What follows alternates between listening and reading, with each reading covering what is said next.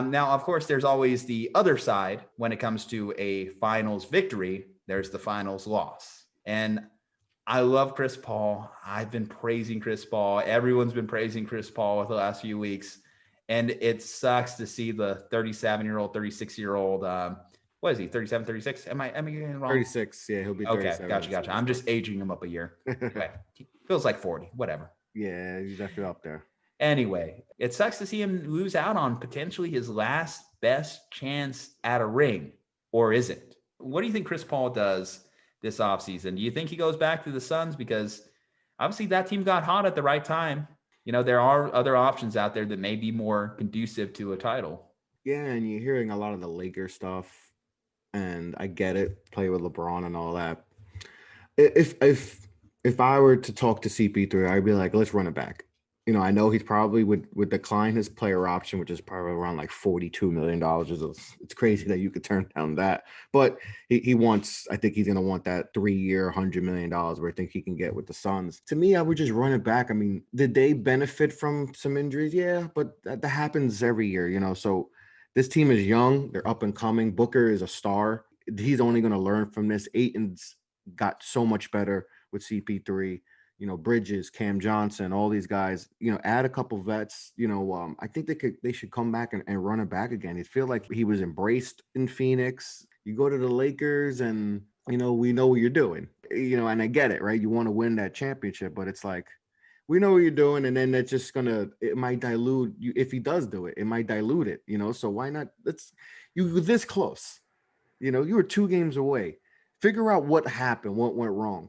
And go back to the film room, figure out what you need to do to make sure that doesn't happen again and run it back. Like, this team is ascending. They have a great coach. They have a great culture there. You know, I know everyone talks about the West being better, but I think they're one of the top tier teams in the West. You know, so they don't have to worry about if the Lakers are going to get better or the Warriors and all that. I think they're in that top 4 no matter what.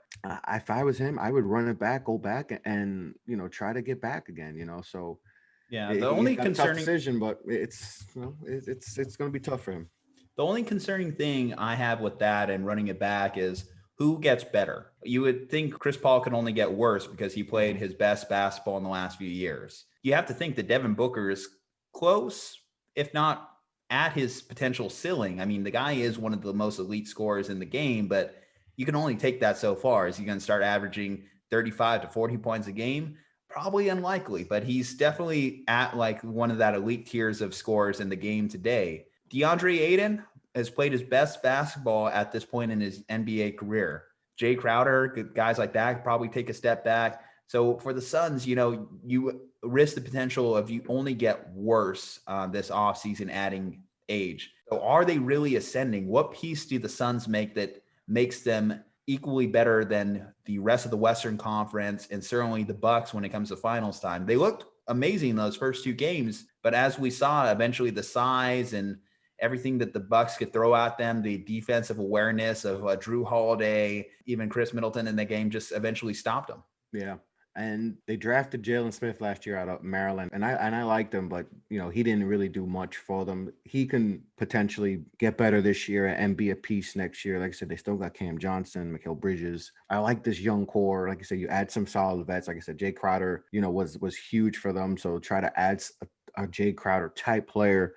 I do like them if they do run it back. I know CP3 is going to be older, going to be the big thing, but I think Booker is just going to get better. Losing is going to eat at him and potentially win an Olympic gold medal and all that. And you know, that's just going to fuel him more to be there because everyone talks about him having that Mamba mentality. Well, we saw what happened when Kobe lost to the Celtics, you know, and lost it by 40 in that game 6, came back and won a championship. So maybe he ascends, like he's got stuff he needs to work on, you know, as far as, you know, and we know the double teams and his playmaking, but I think this is definitely going to help him and for towards next season. And you know, he didn't make the All-Star team this year as a, you know, he was a replacement and all that. So there's some disrespect with Booker that he can use to fuel him next year. And I think CP3 is going to have to figure out things because he's the main thing. If CP3, I think they can get back, you know, and I think he can still be CP3, but they need someone else other than Booker to take over scoring wise too. They need that another scorer or another big,